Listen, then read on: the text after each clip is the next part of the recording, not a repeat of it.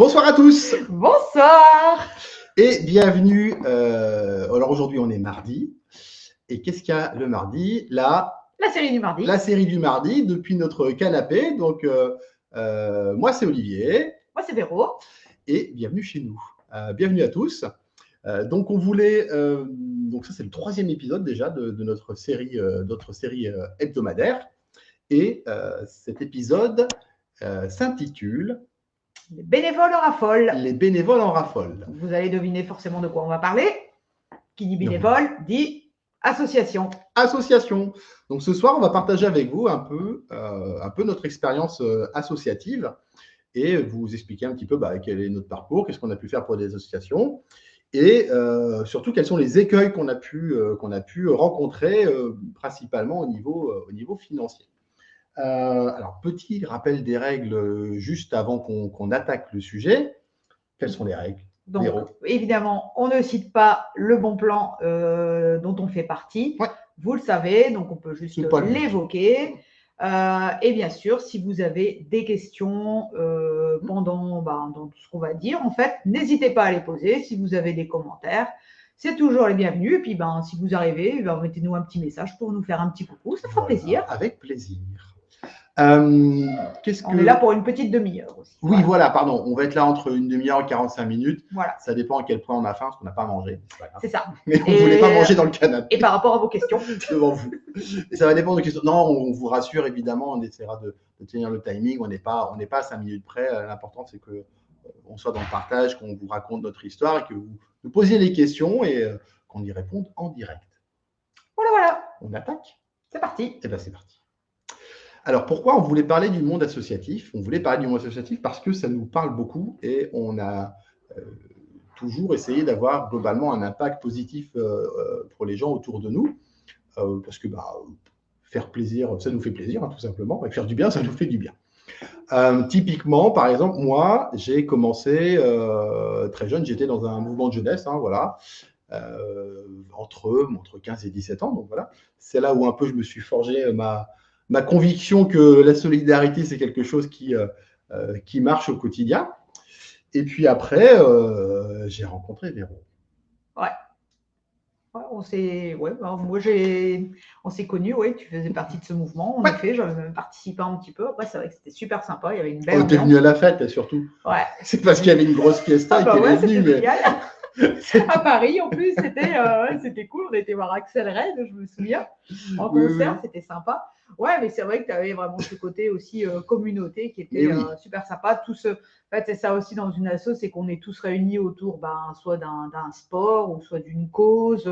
Il y a toujours une espèce de valeur commune finalement qui fait que on a déjà un point commun, rien qu'à être tous à cet endroit-là et d'avoir choisi cette association. On a tous un point commun déjà de ce côté-là. Donc forcément, ça a déjà un petit côté un peu communauté, comme on a finalement avec notre bon plan. Oui. C'est un peu dans notre ADN en fait, la solidarité. Donc je vous l'expliquer, c'est un peu dans notre histoire. Moi, en fait, moi, je suis très, très sensible aussi aux associations. C'est vrai que ça représente en fait vraiment ce qui est le tissu social au niveau d'une commune. C'est souvent les associations qui font vivre une commune, qui la font un petit peu connaître dans l'entourage, dans les communes avoisinantes. C'est vrai. Et puis c'est aussi ce qui peut réunir donc une grande dédicace, les familles, les personnes. Grande dédicace à tous les bénévoles. Surtout une très le principe du bénévolat, c'est qu'en général, c'est très ingrat. On compte pas son énergie, on compte pas son temps, etc. Ce que je voulais évoquer, c'est un peu le début dans notre monde associatif. Donc avec Véro, on s'est connus très jeunes, donc on va devoir livrer un peu de détails privés, mais on a commencé à habiter ensemble à 17-18 ans et très vite, on a, je ne vais pas dire fondé une famille, mais presque, on a adopté un chien. C'est vite, au bout d'un an. Voilà. Donc on a adopté un chien auprès de la SPA, parce que pour nous, c'était pas concevable d'acheter un chien, on n'achète pas des amis. Et donc on est allé adopter un chien, etc. Et on s'est rendu dans un refuge, c'était le refuge de Vermel. Voilà. Et on a dans le Pas-de-Calais, pour ceux qui ne connaissent pas. Un petit chien qui s'appelait Numéro.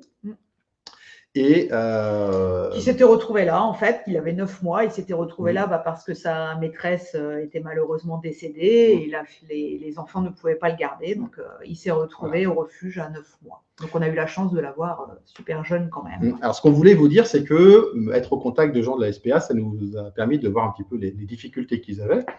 Et on a essayé de faire quelque chose à notre échelle. Voilà. On a essayé de faire quelque chose à notre échelle, donc on a monté une association. On n'y connaissait rien du tout. Donc, je vous parle de ça, c'était il y a presque 20 ans. Il a fallu, il y a plus que 20 ans, il y avait beaucoup de paperasse. C'était pas aussi simple que il n'y avait pas Internet et tout ça pour se renseigner. Donc, c'est vrai qu'il fallait aller chercher les infos. Exactement. Voilà, il fallait vraiment être motivé. Donc, premier assaut, et on se retrouve président, trésorier, et puis on avait une secrétaire à côté. Et en fait, l'objectif de cette association, c'était de trouver les moyens pour aider ce refuge à avoir plus de facilité, autrement dit des croquettes, des couvertures, des jouets, des laisses pour les bénévoles qui venaient promener, etc. etc. Parce que tout ça, ça coûte de l'argent, ça ne tombe pas du ciel. Et nous, on était étudiants tous les deux, on se demandait comment est-ce qu'on va pouvoir les aider. Et on a décidé de fonder une association qui s'appelait les Amis de Numéro. Donc, dans cette association, ce qu'on voulait essayer de faire, c'était de sensibiliser les gens à la cause animale et de leur parler du refuge, etc. Et on a commencé à travailler finalement un peu. Alors, en fait, c'est aussi parce que moi, je faisais des études de communication, donc ça a aidé en même temps. On travaillait en fait un peu l'image de marque du refuge et de l'association, et on donnait des témoignages. Tu peux parler du journal peut-être? Ouais, on avait carrément créé un journal, justement, où j'avais aussi, moi, trouvé pas mal de correspondants, en fait, à travers la France, on se réunissait finalement autour de notre passion des animaux, des chiens, dans ce cas-là en particulier, des chiens, des chats.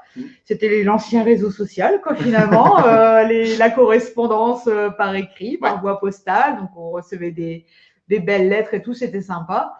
Et donc, on avait créé un petit réseau comme ça, où on écrivait chacun des articles et nous, après, on mettait en page un journal qu'on mettait en vente, quoi, donc qui était fait avec notre imprimante, notre ordinateur, dans notre petit 21 mètres carrés. Donc, ça payait pas de mine, c'était simple, mais c'était fait avec le cœur. C'est vrai que ça demandait énormément de travail. Mais j'ai beaucoup de nostalgie quand je repense à la bonne cause. Moi, j'ai beaucoup de nostalgie quand je repense à cette époque où on faisait effectivement pas grand-chose. Et je me suis rendu compte qu'on arrivait quand même à avoir un impact auprès des gens en les sensibilisant et en leur parlant finalement du quotidien des refuges et de l'histoire de chacun des animaux. Donc ça marchait bien. Par contre, ça avait un effet qui était limité, quoi. C'est-à-dire que, entre guillemets, si on voulait aider, ça dépendait aussi du don et du nombre d'abonnés, etc. Et c'était énormément de charges de travail pour finalement assez peu de dons. C'est vrai que c'était compliqué, mais notre objectif premier, c'était faire connaître le refuge, parce que le refuge de Vermelles n'était pas si connu que ça, en tout cas pas dans un rayon très grand. Reculé, oui, non, mais ça, c'est le propre des refuges, c'est souvent un peu en retrait des îles. C'est vraiment campagne, Ah oui, c'est campagne. Moins connu que. Donc voilà. C'était un refuge SPA quand même. Oui, donc c'était notre premier assaut, et l'objectif, c'était de faire connaître ce refuge. Ça nous a pris beaucoup de temps, beaucoup d'énergie, beaucoup aussi d'ingéniosité pour apprendre à faire un journal. On ne savait pas le faire, donc. Et c'est ça qui est formidable aussi dans le milieu associatif, c'est que on apprend plein de choses, tout simplement parce qu'il faut qu'elles soient faites, et il n'y a personne pour les faire d'autre que les bénévoles. Donc, on apprend des choses. C'est ça. Après, forcément, on a évolué dans notre vie, et après, on a forcément, du coup, on s'est marié, on a fondé une famille, et après, forcément, qui dit enfant dit école. Coucou Corinne. Salut et Corinne. Donc, qui dit école dit forcément association de parents d'élèves. Eh oui. Voilà, forcément. Donc là, pareil, toujours beaucoup de mal à trouver des bénévoles, à monter des listes, à avoir des parents qui veulent s'investir dans la vie de l'école, dans les activités, etc. Je ne sais pas si tu veux dire le nom de l'asso. Il y en a eu plusieurs en fait. On a fait plusieurs assos. Moi, c'est vrai qu'il y avait l'asso de l'école, et on a créé une association de parents d'élèves, que j'ai aidé à créer en fait. J'en ai été la présidente pendant 2 ans, et donc il s'appelait Stylo et Sac à dos. C'est ça. Voilà, école primaire, et donc voilà, on faisait aussi toutes des activités, donc des lotos, des calendriers, qu'est-ce qu'on faisait? On faisait des objets pour Noël aussi avec les enfants. C'était pas l'objectif de l'asso en fait. C'était de récolter de l'argent en fait pour les voyages de fin d'année, s'il y avait du matériel à acheter dans l'année, des livres, etc., etc. Mais c'est vrai que ça servait beaucoup pour les fameuses sorties de fin d'année qui coûtent très cher. Rien qu'un bus, à chaque fois, c'est 800 ou 900 euros. Donc, c'était quand même pas mal d'argent. Et puis après. Il y a Coco qui a aussi fait des APE, tu vois. Des associations de parents Ouais, d'élèves. ben, je pense Ça que me surprend là, pas vraiment. ouais. De toute façon, là, c'est pareil, on voit toujours les mêmes. Hein. De toute façon, nous, on commençait en maternelle, même après au collège et lycée. Bah, forcément, après, quand on a cette fibre-là de vouloir aider, Ouais. on s'y retrouvait finalement, on retrouvait les mêmes parents à chaque fois. Et donc, je l'ai fait aussi au collège et lycée. J'ai fait partie du conseil d'administration. Et puis après, il y a eu aussi également, qui dit aussi l'école avec les enfants, il y a aussi les activités extrascolaires. Avant qu'on parle de ça, c'est quoi le bilan que tu tires de l'activité des APE, etc. C'était quoi les plus grosses difficultés? Parce que autant avant, sur la première asso, on était un peu tout seul, un peu seul au monde, donc les inconvénients, c'est que toute la charge est répartie entre le peu de bénévoles. Donc ça, c'est l'inconvénient, mais l'avantage, c'est que c'est plus facile de se mettre d'accord à deux. Ouais, c'est vrai que c'est très compliqué après parce que c'est vrai qu'on veut toujours une grande liste de parents d'élèves pour justement voilà, pouvoir réfléchir à plusieurs têtes, amener des idées, à pouvoir parfois se passer un petit peu le relais une fois de temps en temps. Mais c'est vrai que tous s'entendre, parfois, c'est un peu compliqué. En plus, la plupart du temps, dans les parents d'élèves, c'était des femmes. Donc, comme vous le savez, les femmes, ça a moi, je dis rien du tout. Alors, tu es seul responsable de ce propos. Je ne préfère rien dire du tout. Je le sais parce que j'ai eu des prises de bec plus d'une fois, donc j'en parle d'expérience. Et c'est vrai que parfois, c'est difficile voilà, de tous finalement cohabiter dans cette association et tous aller dans le même sens. Après, évidemment, il faut aussi avoir aussi un lien aussi avec les professeurs et le directeur d'école. On fait un coucou à Claudie des Restos du Cœur. Salut. Ouais, coucou. Voilà, faut avoir un lien aussi avec bien s'entendre quand même avec le directeur et les professeurs, parce que c'est vrai que sans eux, on fait rien. Parce que c'est vrai que pour faire des activités dans les écoles et tout ça, faut pouvoir entrer dans l'école, faut pouvoir parfois aussi entrer dans les classes. Donc, c'est important finalement d'avoir aussi une bonne relation avec le corps enseignant. Ça apprend la diplomatie. Oui, ça apprend la diplomatie et c'est vrai que pareil, c'est pas toujours évident. Voilà, quand on est une association, le principe de l'association, c'est que les choses ne se font pas seules, ne se décident pas seules, donc il faut être capable de pouvoir travailler ensemble. Ouais. Et qu'est-ce que vous avez fait comme opération? C'est quoi l'opération la plus marquante dont tu te rappelles de l'APE stylo sac à dos? Il n'y avait pas un plan sur les fournitures scolaires, je ne sais plus. Non, il y avait deux choses qu'on faisait beaucoup, c'était les lotos et après c'était les objets aussi au marché de Noël qu'on faisait qui demandaient, les marchés de Noël, ça demandait énormément de temps parce qu'on allait dans chaque classe pour faire des objets manuels pour les enfants, parce on sait que les parents aiment bien quand c'est fait par les propres enfants, donc faire ça dans chaque classe. On faisait aussi les fameuses jacinthes, comme beaucoup. Donc c'est vrai que c'était énormément d'heures qu'on passait, les 2 dernières semaines avant Noël, on passait toutes nos matinées là-bas en fait.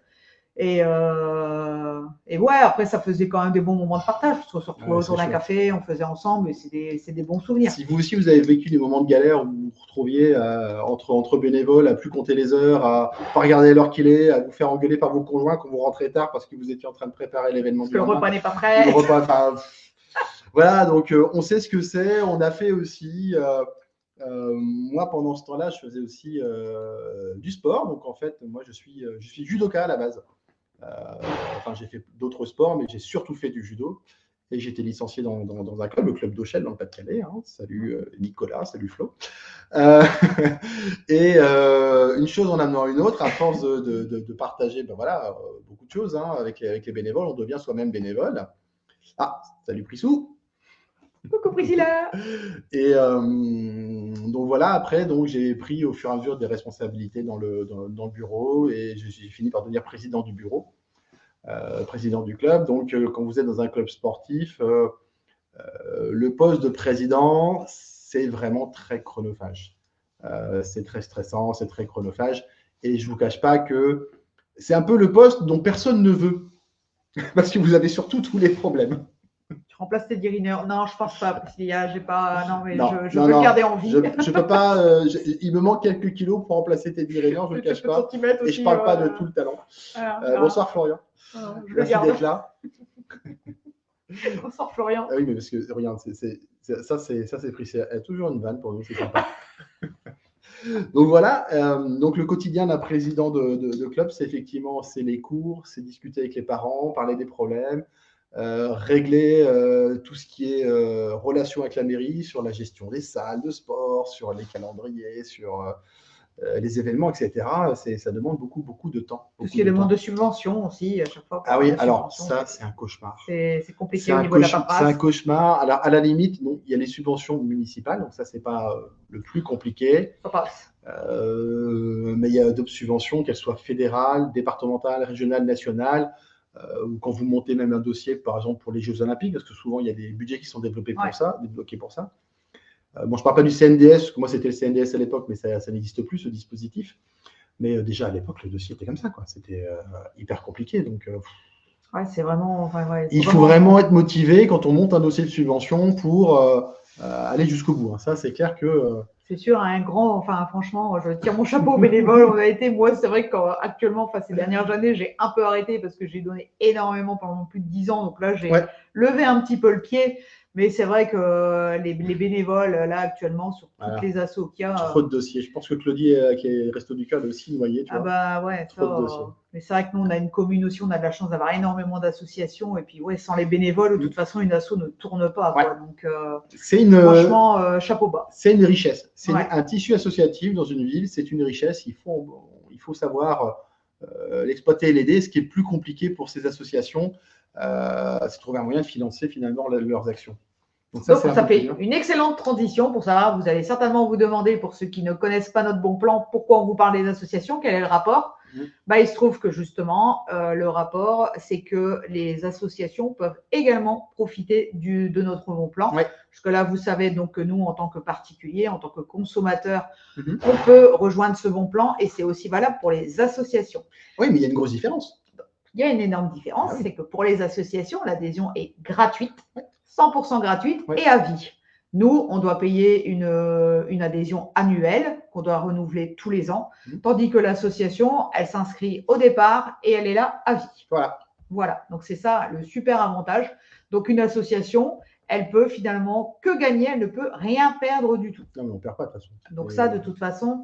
Oui, mais c'est ça, on ne peut pas perdre du tout. Même nous, je veux dire. Ce qu'il faut peut-être rappeler, c'est que ça fait partie de la philosophie du truc. C'est-à-dire que l'objectif… Une des valeurs, c'est la solidarité. Oui, voilà. Forcément… L'objectif, ce n'est pas de gagner de l'argent, c'est de remplir une mission sociale. Voilà.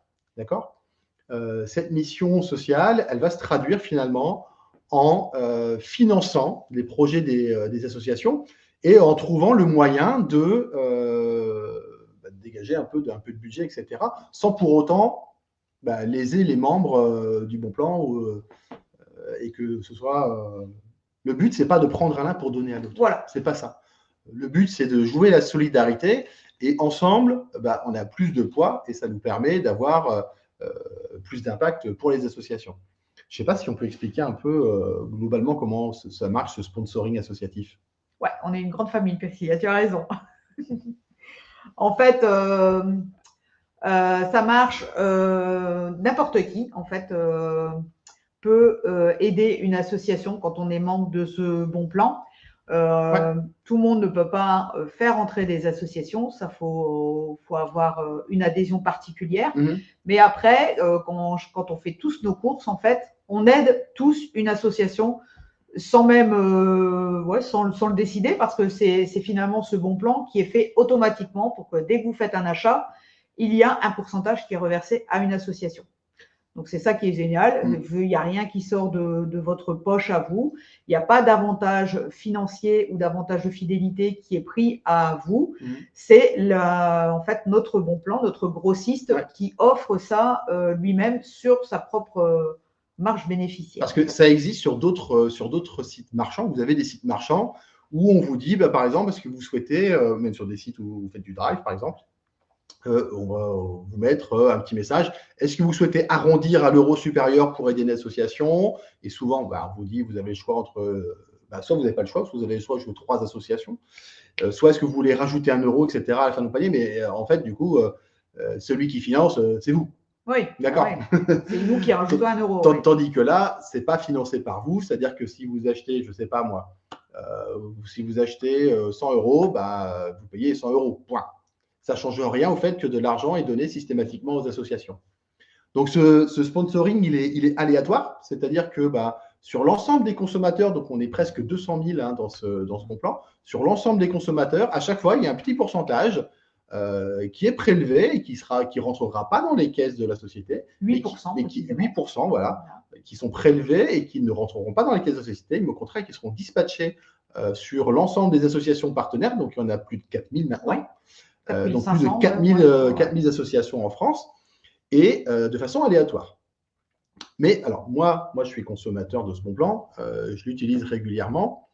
Je pourrais très bien ne pas faire ça de façon aléatoire. Il y a une autre façon de le faire si jamais j'ai envie de soutenir une association en particulier. C'est ça, on peut choisir en fait, donc sur notre espace membre, sur l'accueil, on peut choisir l'association de notre choix, donc soit une association qu'on connaît déjà, ou si après il y a un thème qui nous… Excuse-moi, mais Priscilla est tellement drôle, je ne peux pas ne pas rigoler quand elle marque des choses comme ça. Je vais y penser si tu veux. On va y penser. Tu seras ma vice-présidente. Voilà, et on achètera des nez rouges pour que ça fasse ton sur ton. Voilà. Allez, me déconcentre, Priscilla. Donc, on était en train d'expliquer que le sponsoring… Donc je disais, voilà. Après, on peut choisir une association qui nous touche plus précisément. Où c'est vrai que parfois, notre grossiste met en avant certains grands projets. Ils choisissent 6 grands projets, en fait. Attends, on ne va pas tout dire en même temps. Il y a d'abord le fait qu'effectivement, on peut choisir. Ouais, nous, on peut choisir l'association qu'on veut, donc parmi les plus de 4000 assos qu'il y a. Et ça veut dire pour chaque achat. Ça peut être pour chaque achat ou après, il y a plusieurs méthodes. En fait, moi, personnellement, je change tous les débuts de mois, je change d'association. Comme ça, tous les achats que je fais là dans le mois, ça rapporte à cet asso et le mois d'après, je change. Comme parfois, nous, on peut aussi recommander des associations. Moi, personnellement, j'ai 3 associations. Tu as aidé 3 assos, toi. J'ai 3 assos dans mon équipe. D'accord. Donc voilà, tous les 3 mois, en fait, je change de… On peut peut-être les citer si jamais vous avez envie d'aider à les sponsoriser. Oui, il y a le Chat Libre. Oui. Il y a le Petit Monde d'Ecclésiaste et Fais l'Impossible 62. Oui, c'est ça. Donc, il y a 2 associations qui aident en fait au niveau des chats errants, donc qui récupèrent les chats errants, qui leur retrouvent des familles, qui les nourrissent, etc. Et l'autre association, c'est pour une petite fille qui est atteinte d'une maladie rare et le papa en fait a créé une association et qui est donc rentrée dans notre bon plan et donc elle a des petits avantages financiers qui tombent comme ça un petit peu régulièrement tous les mois. Donc juste nous, pendant qu'on fait nos courses, l'association touche un peu d'argent. Voilà. Et alors tu le disais, il y a aussi des projets phares. Donc des projets phares, c'est-à-dire que chaque année, ce grossiste, il décide de sponsoriser de lui-même sur ses propres fonds 5-6 projets par an. On pense par exemple au dernier projet de l'association Andy Blue. Oui. Alors Andy Blue, c'est une association qui aide des personnes en situation de handicap, adultes ou enfants, à réaliser un rêve qui est de voler en montgolfière. Mais pour ça, il faut avoir une nacelle de montgolfière qui soit adapté au public handicapé et pouvoir accueillir quelqu'un en fauteuil. Donc, ils ont fait les transformations, ils ont créé une nacelle qui permet à quelqu'un en fauteuil de rentrer via une passerelle à l'intérieur de la nacelle et c'est vitré. Donc, cette personne, elle voit aussi très bien, comme si elle était, entre guillemets, debout. Donc ça, je trouve ça génial. Ouais. Donc, c'est un des projets qui a été financé par le grossiste dont on vous parle. Et qui donc a été fait sur ses propres fonds. Et en plus, c'est une montgolfière qui a été faite à l'effigie avec le logo. Oui, pour les remercier, ils ont fait ça, mais voilà. ça a surtout servi à financer la nacelle. Ouais, c'est pas le bout de tissu. Et là, il y en a déjà certains, il y a déjà beaucoup d'enfants, quelques enfants déjà qui ont fait le voyage. Et on est content de se dire qu'on a un peu participé à ça, du coup. C'est ça. Parce que si on avait choisi une autre association, c'était une autre association. Mais bon, même en aléatoire, c'est bien. Donc, il y a le sponsoring aléatoire, il y a les projets phares, et puis il y a d'autres choses. Donc, après, il y a aussi pour l'association d'autres façons de gagner de l'argent, donc justement avec ce bon plan. C'est que aussi l'association, elle peut consommer. Donc, elle peut faire des achats comme nous, en changeant juste son moyen de paiement. Oui, parce qu'elle est membre comme nous. Voilà, elle est membre, donc elle a accès à la boutique comme nous, avec les nouveaux moyens de paiement. Oui. Et donc, pareil, en achetant ces nouveaux moyens de paiement, elle gagne également des avantages fidélité qui se transformeront en avantages financiers. Voilà, donc, c'est comme un membre lambda qui consomme. C'est-à-dire que moi, par exemple, si j'ai envie d'acheter des t-shirts chez Decathlon, moi, en tant que particulier, bah, effectivement, je vais accumuler de la fidélité et donc des avantages, donc des réductions supplémentaires. Et bah, pareil pour l'association, si elle a envie d'acheter, alors moi je suis judoka, donc un rouleau de ceinture ou un ensemble de 10, 20, 30 kimonos pour faire les essais auprès des petits, parce que souvent on ne met pas des gros, très cher pour des petits kimonos, quoi. Bah, ils peuvent le faire, tout simplement. Tout comme pareil, quand vous organisez un pot de fin d'année, tout ça, bah, la plupart du temps, vous achetez des gâteaux, des biscuits apéritifs, vous achetez des boissons et tout ça. Et ben, vous pouvez faire aussi les courses à Carrefour. Et comme ça, Auchan, ce que vous voulez. Carrefour, nous, c'est parce que c'est Carrefour pas loin. Et Carrefour, Auchan, enfin, peu importe. Et puis, du coup, les achats de l'association seront, du coup, également optimisés. Donc, c'est vraiment du 100% gagnant. La troisième façon également pour l'asso d'avoir de l'argent. Tu veux tout dire, tu me laisses rien du tout. Ah bah vas-y, je t'en prie. La troisième façon. Donc, on vous l'a dit, la première, c'est le sponsoring aléatoire. La deuxième, c'est le sponsoring parce que s'il y a des gens qui vous connaissent, ils veulent vous sponsoriser vous, donc sur leurs achats. Le troisième, donc on a aussi parlé des projets phares. Et enfin, il y a une autre façon de faire, c'est si jamais cette association qui est membre du Bon Plan, elle se dit, tiens, ce serait sympa si j'avais aussi des bénévoles ou des membres de l'association qui devenaient des membres, et ben ça multiplierait l'effet et donc ça engendrerait des dons supplémentaires.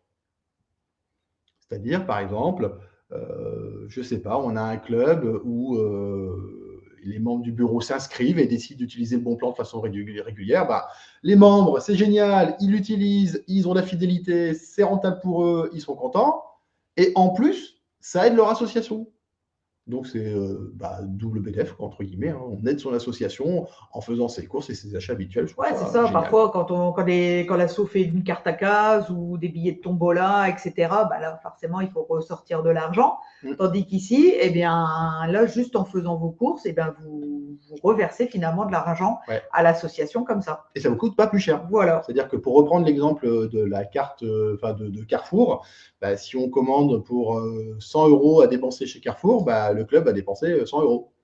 La différence, c'est que au lieu d'être dépensé, de ne plus jamais revoir cet argent, et ben là, il va cumuler de la fidélité comme une carte de fidélité. Comme une cagnotte. Une cagnotte. Donc, c'est ça l'avantage. Donc, autre avantage aussi pour une association, c'est justement avec la cagnotte, ce qu'ils peuvent en faire.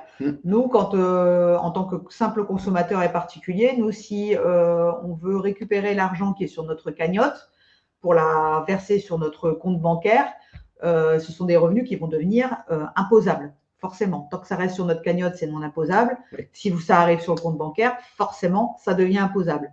Pour une association, elle peut également récupérer l'argent. Mais là, voilà, après, l'association pourra en disposer comme elle veut. C'est un don. Donc, c'est un don. Pour ça, il faut remplir une déclaration, un CERFA. Donc, j'ai envie de dire, si votre but, c'est de dépenser dans cette cagnotte dans du matériel sportif, continuez d'utiliser le Bon Plan parce que vous n'aurez pas à transférer de l'argent sur votre compte pour ensuite le dépenser et il ne va rien vous rapporter. Autant utiliser le Bon Plan, vous allez le dépenser de toute façon de la même façon. La différence près, c'est que ça vous rapportera quand même quelque chose. Sachant que c'est possible de le faire. Mais on peut le faire, oui, évidemment. Les associations, souvent, le font à partir d'un certain montant parce que sinon, ça ne vaut pas vraiment le coup. Ouais. Alors, ce qu'il faut savoir, je vais répondre un peu à la question de Priscilla. Donc, c'est réservé aux associations de loi 1901 pour la France ou aux ASBL pour la Belgique. Donc, on parle bien d'associations à but non lucratif, donc qui ne sont pas affiliées, qui ne sont pas associées, accolées, entre guillemets, à une entreprise, par exemple. Moi, je travaille, par exemple, pour un grand groupe. On a une fondation. Typiquement, elle pourrait pas être membre parce que ce n'est pas une association de loi 1901, c'est une fondation qui a des statuts particuliers qui sont, pour moi, financés en partie par les entreprises. On pourrait poser la question au service juridique, mais j'ai peur que non. Ah, les fondations, je ne sais pas,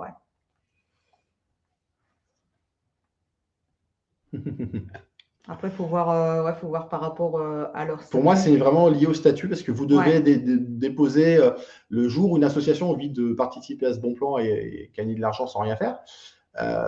Il faut qu'elle nous donne plein d'informations, enfin plein, j'exagère, mais il faut le numéro RNA, il faut les copies des statuts, le dernier PV d'Assemblée Générale, avec le quorum si jamais il y a des décisions, enfin bref, 2-3 choses qui permettent d'être sûr et certain que l'association c'est existe. juste pour vérifier c'est juste pour vérifier, puis pour valider l'association, d'être sûr qu'elle existe. Coucou Mélanie, salut. Et que les infos qui sont données sont. Voilà, évidemment, parce que comme c'est ce qui est normal. Voilà, c'est normal. Le but, c'est de sponsoriser des associations, hein, pas de financer des particuliers. C'est ça. Moi, ce que je voulais évoquer avec ça, et c'est un peu l'expérience qu'on a tirée de nos 10-12 années de bénévolat, on s'est rendu compte que les bénévoles, ils sont géniaux. Ils ont une capacité d'adaptation, ils ont de l'imagination, ils trouvent toujours une façon de financer les actions qu'ils veulent faire pour l'association. Alors, nous, c'est beaucoup les cartes à cases. C'est ça, on voit toujours les mêmes choses. Les marchés aux puces, les thés dansants, les repas, qu'est-ce que j'oublie plein de choses. Les lotos. Les lotos, oui, les lotos. Les lotos, toi, t'aimais bien. Je kiffais les lotos. Les bingos. J'ai gagné une fois de temps en temps. Et moi, ce que je trouve génial là-dedans, c'est que les bénévoles dépensent une énergie de dingue et ça prend une énergie folle et surtout un temps phénoménal. Même quand on fait un événement, parfois il faut préparer des crêpes. Non, mais... on est là à 6h du matin. Alors, je ne sais pas si parmi vous, il y a des gens qui ont été aussi dans des clubs sportifs, des clubs de judo. Typiquement, la préparation d'un open de judo, ça prend un temps phénoménal. Et j'ai envie de dire, à la limite, quand vous êtes juste la veille au soir en train de monter les surfaces, parce qu'il y a les tapis, il faut les installer, de monter les surfaces, de préparer la buvette, machin, etc., vous êtes presque à la fin, vous êtes déjà pris la tête déjà bien avant, etc. Le temps de trouver les gens pour faire ça, etc. Puis à la fin de la journée, on est rincé, quoi. Tu commences à 6h du mat, tu finis à 22h ou 20h, pardon, pour la remise des trophées, etc. Tu es sur le pont H24, tu as eu 600 combattants sur le tapis toute la journée. Oui, ça prend beaucoup d'énergie. Ce que je voulais dire par là, c'est que ça demande des trésors d'imagination, des trésors d'énergie et de temps. Mais ce qui est compliqué, c'est que ça fait ça, en fait. C'est-à-dire, tu n'as rien dans l'année, tu as un gros événement, donc tu as une rentrée d'argent que tu vas pouvoir utiliser pour après, et puis après, tu n'as plus rien. Ouais. Donc, c'est fait en dents de scie comme ça. Et c'est pour ça que les gens se disent, on est obligé de faire quelque chose pour financer l'arbre de Noël, on est obligé de faire quelque chose pour financer les différents événements, etc. Et toujours dynamiser. c'est ça, tu es obligé de te réinvestir régulièrement, etc. Ouais. Donc, c'est un peu compliqué. Donc, c'est vraiment comme ça. Et puis, l'autre inconvénient, donc je te disais, ça prend vraiment beaucoup de temps. Et c'est compliqué quand on est bénévole d'être disponible aussi souvent dans l'année et sur le long terme. C'est ça qui est compliqué. On a des gens, entre guillemets, qui s'épuisent parce que, justement, ils veulent essayer toute l'année et parfois, ils s'épuisent, quoi. Donc, c'est ça qui est compliqué. Et l'autre sujet qui peut être un peu embêtant, c'est que quelque part, et moi ça me gênait en tant que président de club, ce qui me gênait, c'était de me dire, on a des gens qui payent une cotisation, qui payent des cours de judo pour leurs enfants, donc on leur rend un service pour ça, on est des bénévoles, même les enseignants sont bénévoles, il faut savoir que tous les enseignants sont pas forcément rémunérés, ils sont souvent bénévoles. Et bien demander quelque chose de plus aux parents, tu vois, c'est compliqué, quoi. Parfois, c'est déjà même c'est-à-dire que cette somme-là. C'est les gens qui font l'effort pour que leurs enfants fassent du sport, de leur financer des cours de sport, qui les amènent, etc. Ouais. Et là, tu te dis, je suis désolé, on va devoir vous demander quelque part un financement supplémentaire en participant à une loterie, en essayant d'amener des lots que vous-même, vous aurez pu vendre. Tu vois, c'est solliciter encore une fois les parents, c'est ça qui est compliqué, quoi. Et je peux entendre. Surtout dans le contexte actuel, en plus, maintenant, ça devient quasi impossible, quoi. Enfin, franchement. Salut Mohamed. Mais bon, voilà. Tout ça pour vous dire que, avec le bon plan dont on fait partie, les associations sont les bienvenues. Oui. Ça fait de l'argent qui rentre tout seul. Donc, certes, on le dit à chaque fois, toutes les semaines, il faut de la patience et de la fidélité parce que sinon, ça ne marche pas. Ça, c'est clair. Mais c'est que du plus. Ça peut être que du plus. Donc, même si c'est quelques dizaines d'euros qui rentrent par mois, justement, par an, pardon, c'est déjà ça de prix, en fait. Ça coûte rien. Oui, et donc, puis après, ça fait un peu crescendo, c'est-à-dire que ça fait un peu boule de neige. C'est-à-dire au fur et à mesure, le plan de fidélité, quand il se remplit, ça fait de plus en plus d'argent. C'est ça que je veux dire. C'est ça. Mais surtout, c'est de Surtout l'argent si après, sans si vous rien avez des faire. personnes, surtout si Vous après ne vous avez des demandez personnes rien à qui- vos bénévoles, vous ne demandez rien aux parents, vous n'avez rien à faire. C'est gratuit pour l'association, c'est normal, ça fait partie de notre mission sociale d'aider les associations. Donc, on le fait. Nous, consommateurs, ça ne nous coûte pas plus cher. Tout ça, c'est financé par on peut le dire, hein, les réductions qu'on a négociées avec les enseignes. C'est ça. Donc, Mais même après, même les parents, en fait, ils vont pouvoir aider justement parce que même si après, ils adhèrent également aussi à ce bon plan en dessous de avec l'association, par le biais de l'association, eh bien, ils pourront aussi faire gagner, donc comme on dit, de l'argent à l'asso, mais en plus, eux pourront en gagner aussi, juste en faisant leurs courses. Donc, ils vont aider leur association et ils vont également aussi aider leur propre porte-monnaie. Donc, franchement, tout le monde y gagne. C'est vraiment un cercle vertueux. Tout le monde y gagne. Et puis voilà, quoi. Sans sortir d'argent supplémentaire. Non, voilà. Ce qu'il faut retenir, c'est que voilà, on va peut-être faire un peu le bilan depuis notre canapé, parce que vous avez compris, hein, la série du mardi, ça se passe depuis notre canapé. C'est la série pré-Netflix. Hein. Donc après, vous pourrez aller sur Netflix, ne vous inquiétez pas, vous allez pouvoir y aller. Pour 21h, c'est bon. Voilà. Donc ce qu'on voulait vous dire, pour faire un petit bilan de cette soirée, c'est que voilà, alors nous, ça fait partie de notre ADN, ça fait partie de notre histoire. On a passé plus de 10 ans à faire du bénévolat. Ce qu'on voulait vous dire, c'est que on a dépensé, comme vous, beaucoup de temps, beaucoup d'énergie et beaucoup d'ingéniosité pour pouvoir aider les différentes associations. Et on ne le regrette pas une seconde. Pas une seconde. Ça n'a pas toujours été facile, évidemment, mais ce sont des choses vraiment qui soudent une équipe. Et on ne regrette pas une seconde de l'avoir fait. On a rencontré des belles personnes aussi, sur des assos, tout à fait. Des gens qui ne pensent pas plus loin que. Et c'est toujours des bonnes expériences, de toute façon. Ça nous enrichit même, nous, personnellement. Donc, Ce que je voulais dire, c'est que maintenant, on aime bien aussi présenter ce bon plan à des associations parce qu'on se dit qu'avec ça, il n'y aura pas autant de travail pour les bénévoles, ils n'ont rien à faire et surtout, on peut aider beaucoup plus d'associations. Parce qu'avant, quand vous êtes bénévole dans une asso, vous avez déjà essayé d'être bénévole dans 2 assos. C'est la croix. Personnellement, j'ai essayé de le faire un petit peu. C'est hyper compliqué. Moi, j'ai été à 3 à un moment. C'est 3 assos en ingérable. ingérable. J'ai dû faire des choix parce que c'est ingérable. Si on veut vraiment s'impliquer à 100% comme nous, on a l'habitude de le faire, c'est pas possible. Et encore, c'est parce que tu ne travaillais pas à ce moment-là. Ouais, c'est vrai. Quand vous travaillez, vous êtes même à mi-temps, être dans 2 associations, c'est hyper compliqué. C'est hyper compliqué. Là, on n'a plus de vie de famille du tout, quoi. Qu'est-ce que je voulais dire? Oui, donc, nous, on ne regrette pas d'avoir été bénévole pendant aussi longtemps. On adore ça et on trouve que maintenant, ce bon plan, il nous permet d'aider beaucoup d'associations. Donc, l'effet, il est bien plus vaste, etc. Regardez, là, plus de 4500, quoi, déjà. 4500 associations qui touchent comme ça des dons réguliers et tout. C'est énorme. C'est énorme. Donc, 385 000 euros de mémoire reversés l'année dernière. C'est ça. En 2022, 385 000 euros reversés aux assos. Juste nous en faisant nos dépenses du quotidien. Donc, c'est énorme. Donc voilà, donc nous on reste convaincus que c'est la bonne façon d'aider des associations. Si vous en connaissez, n'hésitez pas à leur partager la vidéo. Et s'ils ont des questions, on leur répondra avec plaisir. Pas de souci, on est là pour ça. Et puis pour les personnes qui ne sont pas encore adhérentes et qui verront ce 3e épisode et puis qui veulent des infos sur notre bon plan, eh bien n'hésitez pas. Je ne ressemble pas à Michel Drucker, j'ai beaucoup moins de cheveux que Michel Drucker. Le canapé, il n'est pas rouge. Il n'est pas rouge, il est blanc, le canapé. Priscilla, ça fait 3 lives qu'on fait, ça fait 3 fois qu'on te le dit. Oh, je te jure, je la prends comme vice-présidente de mon asso de clown. Bon, eh bien, merci à tous d'avoir assisté à ce live. Voilà. Rendez-vous mardi prochain. Pour l'épisode 4. Non, on ne le dit pas cette fois. Vous regarderez sur les réseaux, on vous le dira, cette semaine. On vous fait un petit teasing, on vous dit on pas le titre. On vous parlera encore des autres personnes. Cette fois, ce ne sera pas les assos, mais ce sera d'autres personnes de qui on vous parlera. Voilà. Pour l'épisode 4, donc mardi prochain, à 20h, comme d'habitude. C'est là. Depuis notre canapé. C'est là. La série du mardi. La série du mardi. Depuis notre canapé et depuis votre canapé. Merci à tous. Bonne soirée. Bonne soirée. Gros bisous à tous. Et à mardi prochain.